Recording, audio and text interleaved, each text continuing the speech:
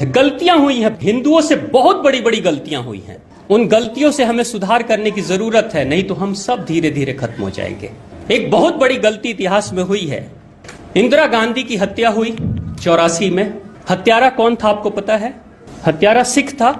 एक सिख ने अगर हत्या की है या दो सिख ने अगर हत्या की है तो क्या पूरे सिख कौम को खत्म कर देना चाहिए?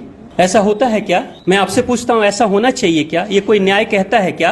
अगर ऐसा होता तो महात्मा गांधी जब जीवित थे उस समय महात्मा गांधी के फॉलोअर्स 1,10,00,000 लोग थे। किसी नेता के सबसे बड़ी संख्या में अगर अनुयायियों की संख्या रही है तो वो महात्मा गांधी रहे हैं। नाथूराम गोडसे ने मार दी, किसी भी कारण से उनकी हत्या हुई, लेकिन नाथूराम गोडसे किस जाति का था? ब्राह्मण। तो क्या उस समय सारे ब्राह्मणों को खत्म कर देना चाहिए था? नहीं किया ना भारत के लोगों ने, क्योंकि एक दोषी है, उसको उसकी सजा मिलेगी। लेकिन यहां सिख जब दो सिख मारते हैं तो सारे सिख को चुन चुन के उनके दुकानों को लूटा गया, उनके घर को लूटा गया, उनकी हत्या की गई। मैं उस समय छोटा बच्चा था, मैंने भी देखा कि हिंदू लूट रहे थे दुकानों को। और ये सिख कौन है?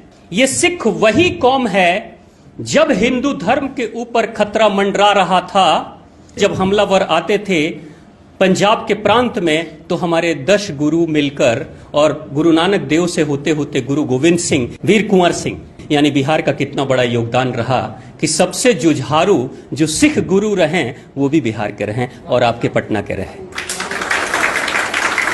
इतना बड़ा योगदान। वो सिख गुरु किसकी रक्षा के लिए कर रहे थे? सब कुछ हमारे पूर्वजों की रक्षा के लिए अपना बलिदान दे रहे थे।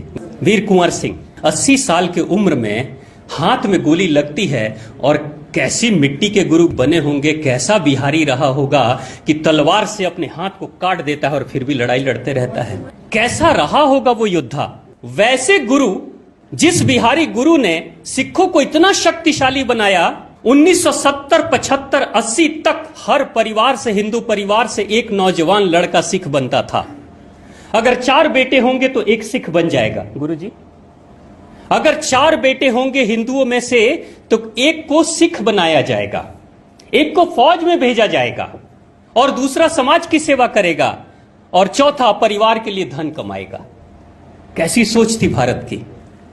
लेकिन ये 70-80 तक सिख बनाया जाता था। 84 में एक सिख ने हत्या कर दी, और उसके बाद से यही हिंदू उठते हैं और अपने ही रक्षकों का कत्लेआम सरेआम करते हैं। ये भी भूल गए कि रक्षक है हमारा, ये हमारी रक्षा करने वाली कौम है, लेकिन हमने मार दिया 1984 में, क्योंकि सिख मुट्ठी भर थे।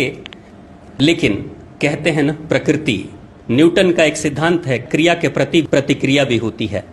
जो कर्म आप करोगे, जो चिट्ठी आप लिखोगे, उसका जवाब आपके पास लौट कर आएगा। चिट्ठियों में गाली लिखोगे तो क्या बदले में चिट्ठी के जवाब के रूप में क्या तारीफ लिखे हुए आएंगे? गालियां ही आएंगी। क्या लिख रहे हो, क्या भेज रहे हो, वही मिलेगा आपको। हिंदुओं ने किया 84 में, और ठीक 6 साल के बाद पंजाब से कश्मीर की दूरी सिर्फ 300-350 किलोमीटर है। अगर ऑन रोड भी जर्नी किया जाए तो 6 से 7 घंटे, 8 घंटे में पहुंचा जा सकता है। अनाउंसमेंट कराया गया कश्मीर में मस्जिदों से कि हिंदुओं, या तो तुम इस्लाम स्वीकार कर लो और नहीं तो मरने के लिए तैयार रहो, या कश्मीर छोड़कर भाग जाओ, अपना घर, अपनी बेटी, अपनी बहू को छोड़कर जाओ। यह अनाउंसमेंट हुआ 1-2 दिन नहीं, कई दिनों तक।